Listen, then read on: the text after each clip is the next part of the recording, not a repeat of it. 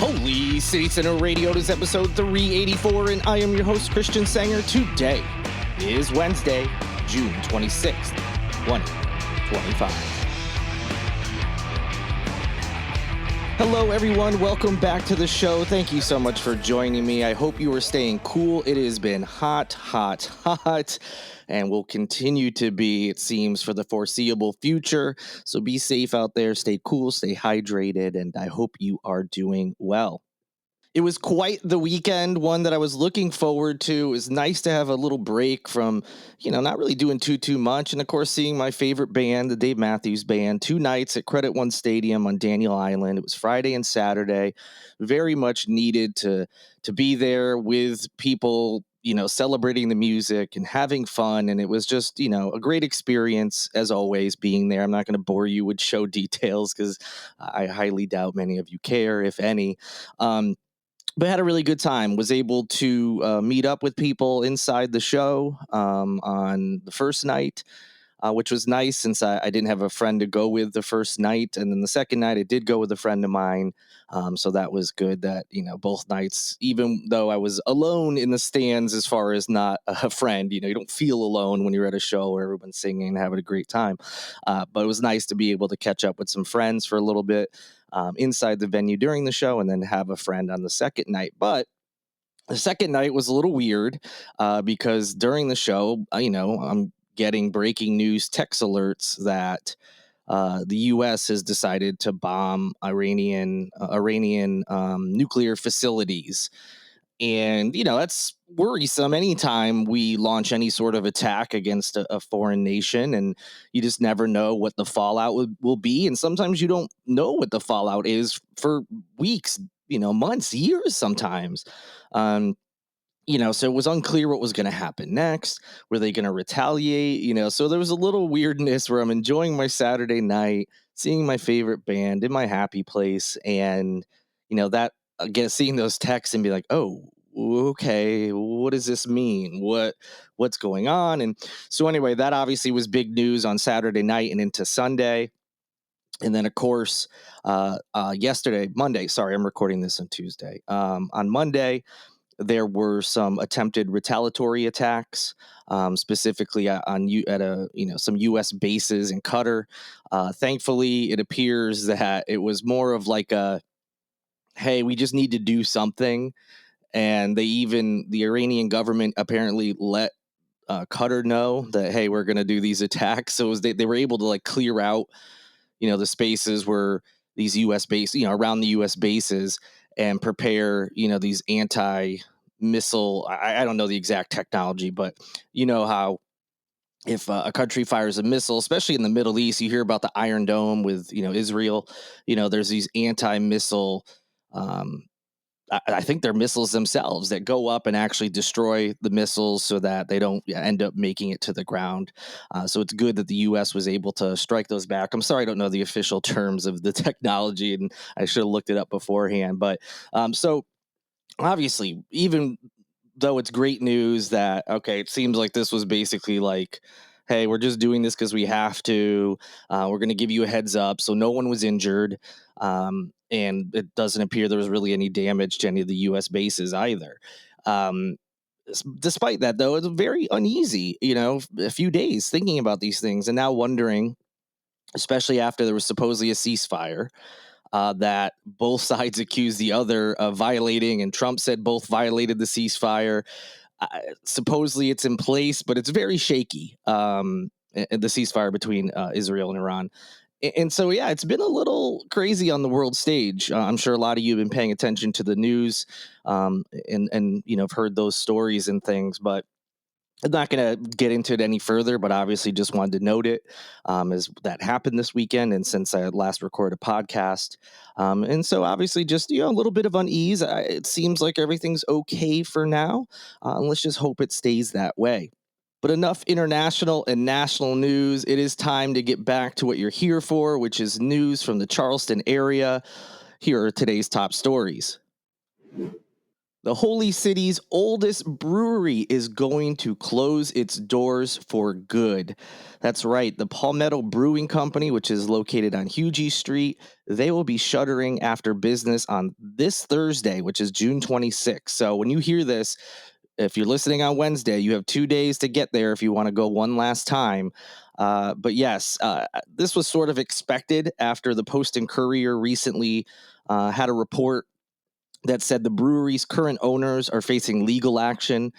They have over $6.9 million borrowed. They borrowed $6.9 million to acquire the business back in October 2021, and they are now being sued over that money. And due to interest and things, it's actually gone over $7 million now. So after hearing that report that there's all this money owed and they're facing legal action, it felt like it was just a matter of time before this place was going to close down.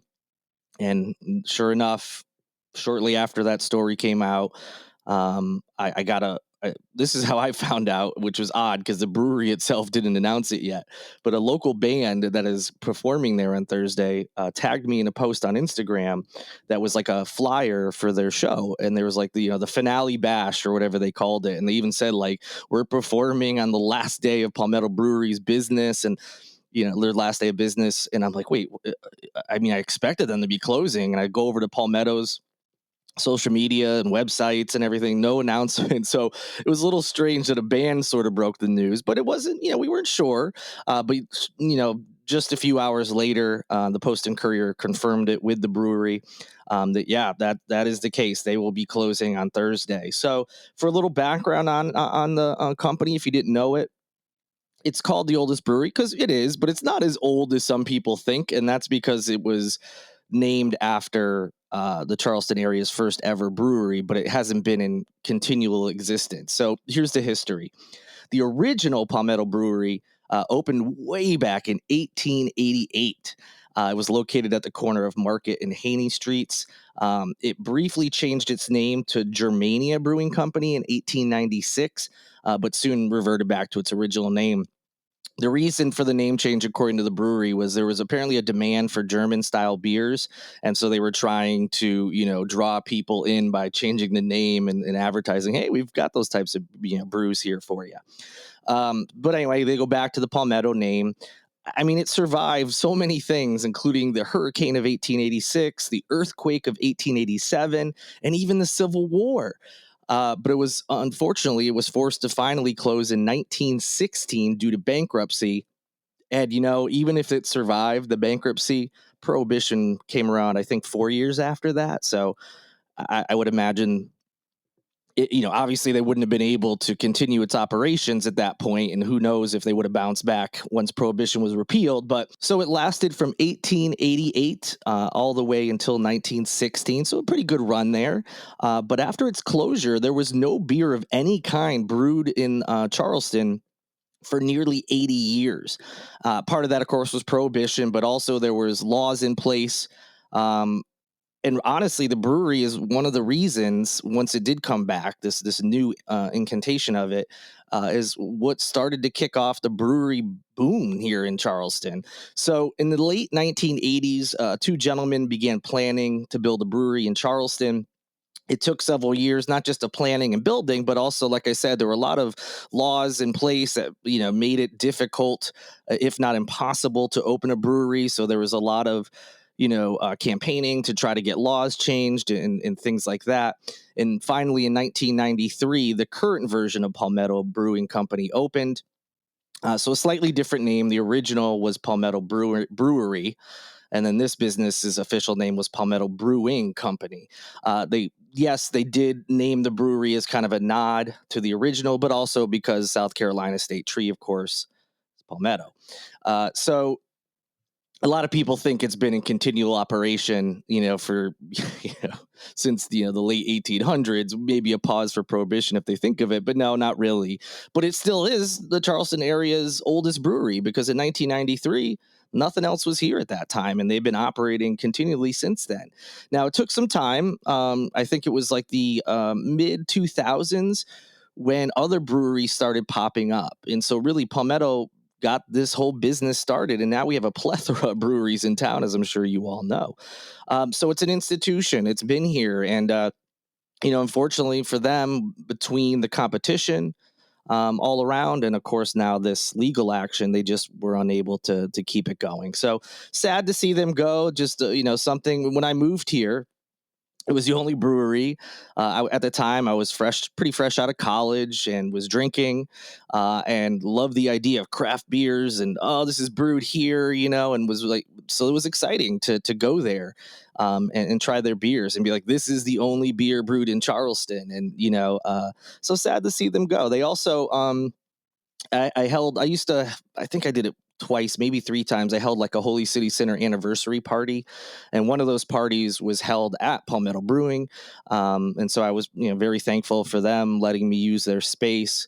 And I'm sure they offered people who were there for the party like a discount or something. I don't remember, but regardless, it was really cool of them to let me do that there. So sad to see them go. And like I said, you have a couple days if you want to go check them out. Well, as expected, South Carolina Attorney General Alan Wilson announced that he is entering the 2026 South Carolina gubernatorial race. He made that announcement on Monday evening at Hudson Smokehouse, which is in Lexington. This was expected. Again, it's not official until paperwork is filed, which he can't do yet. It's too early, but I highly doubt anything will change between now and then. For background, he is the 51st Attorney General. He was elected to that position back in 2010. He was then reelected to his second term in November of 2014, then a third term in 2018, and then to a fourth term in November of 2022.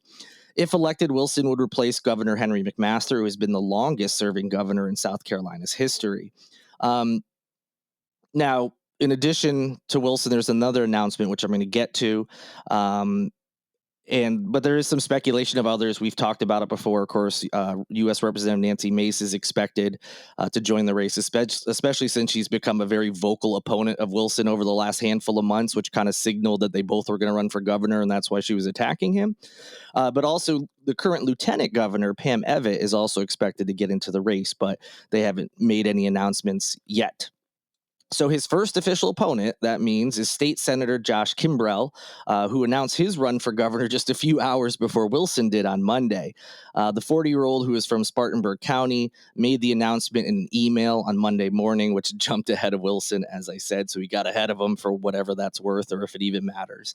But he does have an official launch plan for Saturday. For some background on Kimbrell, he was elected to the state Senate in 2020. He actually defeated a Democratic incumbent, Glenn Reese, at that time. Prior to that, he served as a Spartanburg County GOP chairman in 2017 and 2018. He also was previously a radio show host on an upstate Christian talk station. You can visit the link in the show notes for the story about his announcement, and also learn a little bit more about his background and politics. Speaking of Nancy Mace, unfortunately, we have to do that again. She is at it again on social media. I mean, for all sorts of reasons. But the story that made headlines here locally about whatever tirade she's on social media was this fact that she went on a talk show, like a podcast or something, a right-wing podcast, and just put out a bunch of allegations against the prosecutor in her district, which is the Ninth Circuit solicitor, Scarlett Wilson. And she made all of these allegations on this podcast interview back on June 19th.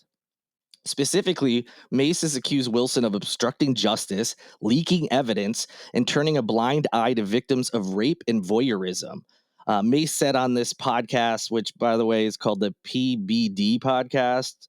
I've never heard of it, but it gets 2.6 million subscribers on YouTube, so there's that.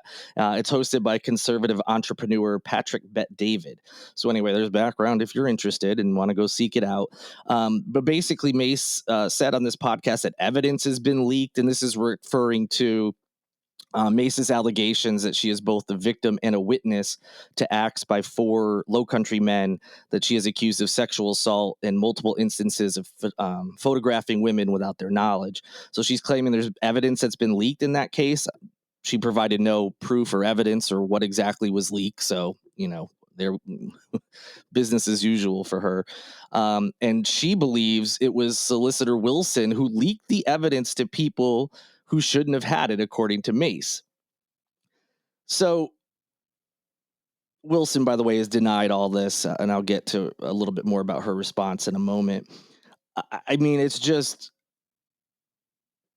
insane that she's making these accusations without any proof whatsoever. She also said Wilson, quote, doesn't want to prosecute rape cases, end quote, and claimed there is a history of that in her office. Again, no proof. Mace continued and said that in addition to all that, Wilson doesn't even believe rape victims and that she's got a political bias against her. Political bias. So, Wilson must be a Democrat, right? No, Mace and Wilson are both Republicans. So what? So the bias, how is it a political bias if you're in the same party? I mean, I guess technically it could be true, but okay. The Post and Courier ended up contacting Mace's office, asking them to provide any sort of evidence to support these claims. But did not provide it. In addition to that, her spokesperson, whose name is Sydney Long, responded to the questioning by the Post and Courier by asking why the newspaper hasn't focused on legislation Mace has filed. Okay, well, they do publish stories about that. You can go find them for yourself. But they're calling you for comment on something that just happened that is quite newsworthy, that you would think, if these allegations are true, and she's this upset about it, her office would understand. Obviously, they're going to get questions, and obviously, media is going to want proof. And if you have that proof and you provide it to the media, they can then go investigate it and find out if it's true. And if it's true, this would be an explosive story. What media outlet wouldn't want that? They don't want that to be true, but I'm saying if that story is true, they would want to be the ones who reported on it. So, this just adds to this. Sounds like a bunch of BS. I mean, until there's proof, what else can you say? So after this podcast airs, Wilson was contacted by the Post and Courier. And as I mentioned, she rejected the allegations. And then this is key. She emphasized that the investigation that Mace, is talking about, the one where she made it on the House floor a few months back, isn't even in her hands. It is with SLED, the state law enforcement division. Once something's investigated, it can then be brought to a solicitor's office, and the solicitor can then determine, what the appropriate course of action is. But it's not even in her hands. It's someone else. It's a completely different organization that has it now. So if she's obstructing and leaking things, that would be huge news. And if Mace has proof of that, she should bring it forward, because that could affect not just Wilson, but the entire, SLED agency. So in addition to that, Wilson said, I have no idea what the Congresswoman is referring to. As SLED has confirmed, they have an ongoing investigation. I do not want to comment further on their work. So, like I said, this seems like classic Nancy Mace stuff. For whatever reason, she's upset, and I get it. If she has been trying to get some movement on this investigation of the allegation she put forth, and if she's feeling it's not moving forward, I can certainly get the point of her being frustrated. But to lash out at the solicitor who's not even part of this allegation, or these allegations, as far as it's not in her hands at this point, it's not her investigation, obviously. Why are you attacking her? And then adding on these other claims that she doesn't believe rape victims, has a bias against you, she doesn't like to prosecute rape cases. I mean, it's bonkers. It just sounds like a bunch of BS. And until there's proof, I don't see how anyone could say otherwise. And also, as a side note, I've met Solicitor Wilson. It's been several years, but we met for coffee one time. She just wanted to learn about Holy City Sinner and wanted to talk to me and see if there was maybe something, her and her office could do to help, or see what my plans were. I don't need to get into big details about it. It was just like a nice get to know each other conversation. She was just interested in, what my goals were and would I be reporting on stuff that the solicitor's office may do. And she also talked to me because it was after the passing of Box, my friend Box, who used to be a radio DJ host here, Richard Bachschmidt, who died by suicide. We talked about that, if maybe there was something we could do together, or, it was just some brainstorming and get to know each other. She was kind. She reached out to me again, because of what happened with my friend. And I don't know her very well, but just based on that, she does not seem like the type of person that would shy away and not want to persecute or go move forward with any kind of rape cases that come to her office. It just doesn't clock for me at all. Anyway, I just wanted to put that last little piece out there for what it's worth. And we've got an update about the suspended state representative and House Freedom Caucus co-founder R.J. May. He, if you remember, is part of that horrific child sexual abuse material case where, I mean, it's if you have seen even a portion of what he supposedly had in his possession, it is disgusting. It is horrific. Again, allegations. He'll have his day in court, but it's a horrific case. And it's just getting started. He's been in jail since being arrested, and the update is he is going to have to be represented by the federal public defender's office in this case, stating that he could not afford to retain private counsel. So in other words, he could not afford an attorney to represent him.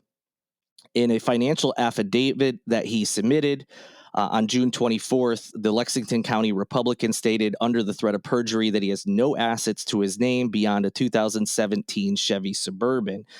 He contends he cannot afford the cost of a private attorney to represent him against the 10 counts of distributing child sex abuse materials over an encrypted messaging application. May, who is 38, will now be represented by Jenny Smith, who is an attorney in the federal public defender's office. May spoke little during this hearing that he was at. Really, all he did was confirm the ownership of the truck and acknowledge some other aspects of his finances. So that's the latest update on that case. And that'll do it for this edition of Holy City Center Radio. Thank you so much for listening. I hope you have a great rest of your week. I will talk to you again on Friday. I'm already looking forward to it. Thank you to Lindsay Marie Collins with LMC Soundsystem for producing this and every episode. And thank you to Tyler Boone, whose music you hear in each and every show. See you all in just a few days. Until then, good night and good luck.